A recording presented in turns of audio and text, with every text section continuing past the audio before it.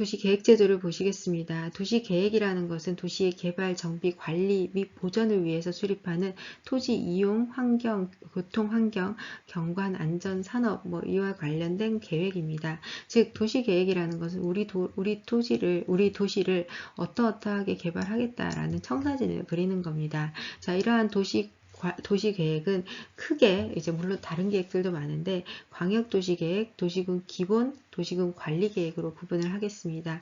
광역도시계획은 가장 최상위 단위고요. 여러 지방자치단체가 중복되어서 조정이 필요한 경우나 또는 이제 광역적으로 이제 큰 경우에 어떤 틀을 짜야 되는 경우에 만들어지는 계획입니다.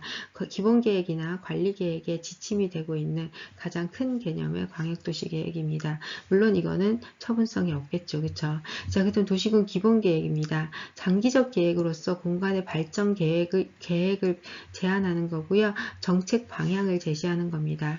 반면 도시군 관리계획은 기본계획에 근거해서 이를 조금 더 구체화하고 실현 가능한 방향으로 하는 중기 계획입니다.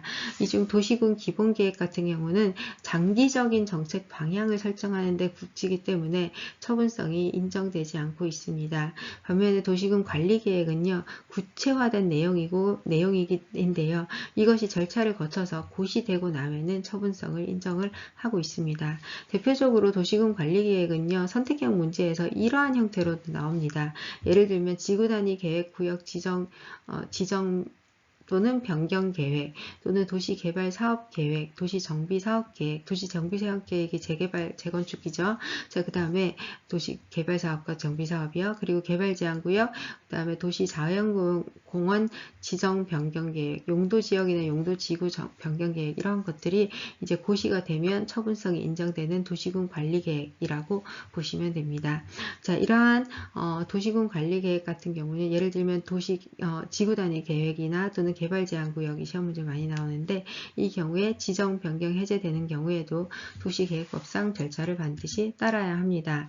자, 그러면 이 도시군 관리 계획에 관한 당사자들의 어떤 권리가 어느 정도 인정되는지를 여러분들이 보시겠는데요.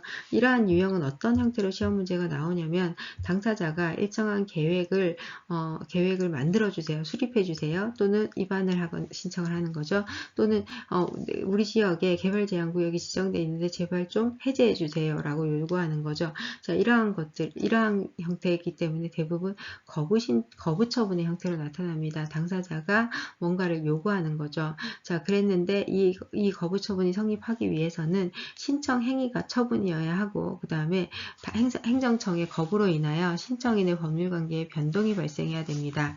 그리고 가장 중요한 게 신청인에게 법규상 조리상 신청권이 있는 행위여야 합니다.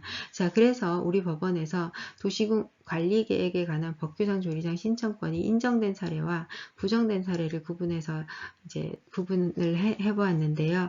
자, 이 내용은 변시에 기출된 판례만을 모은 겁니다. 물론 다른 사례들도 있을 수 있는데 일단 기출문제 중심으로 다시 보겠습니다.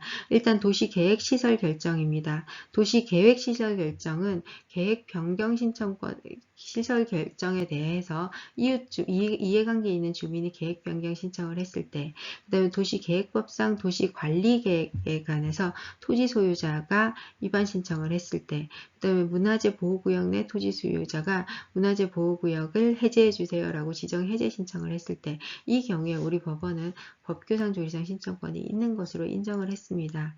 하지만 도시계획법상 도시계획에 관한 변경을 지역 주민이 신청했을 때는 우리 법원이 신청권을 인정하지 않았습니다. 네, 판례 두 번째는 2016년 8월에 있었던 판례입니다. 이 사건도 건축허가에 관한 이제 인허가 의제 제도고요. 이 중에서 이제 실체 집중 부정설에 관한 내용을 다루고 있습니다. 사실관계를 보시면 2014년에 원고는 서울시로부터죠. 원고고 그다음 서울시 강남구청장입니다. 서울시 강남구청장으로부터 자동차 수리점 건축허가를 받아서 자동차 수리점 운영을 하고 있었습니다. 그리고 2014년 6월에 건축허가 건축허가 사항에 관한 변경 신청을 하게 됩니다. 자동차 수리점을 정비공장으로 변경하는 것에 관한 내용입니다.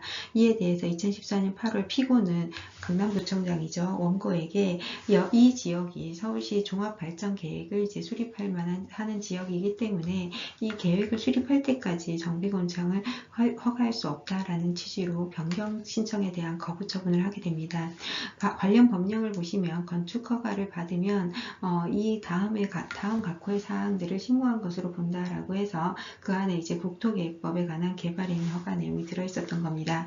즉 다시 이 내용을 정리하면 이 법령은 건축허가에 관한 내용이지만 이 안에는 개발행위에 관한 행위가 의제되어 있는 것으로 볼 수 있습니다. 자, 그런데 당사자는 건축허가 신고를 하였지만 행정청은 이 행위가 건축허가를 하기에는 개발행위 허가에 관한 의제행위가 들어있기 때문에 이 의제되는 행위가 허가되지 않는다면 건축허가도 허가할 수 없다라고 해서 실체에 관한 심사는 별도로 할 수 있다라는 취지의 이제 설명을 하게 됩니다. 자, 우리 판례의 내용을 잠깐 보시면요.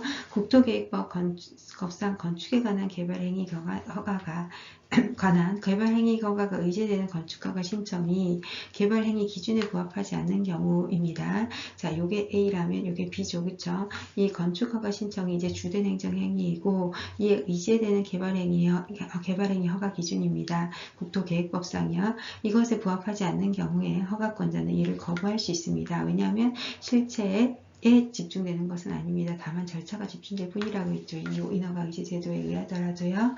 따라서 건축법 16조 3항에 의해서 개발행위 허가의 변경이 의제되는 건축허가 사항이 변경허가에서도 이를 적용될 수 있다라고 정리를 하시면 되겠습니다.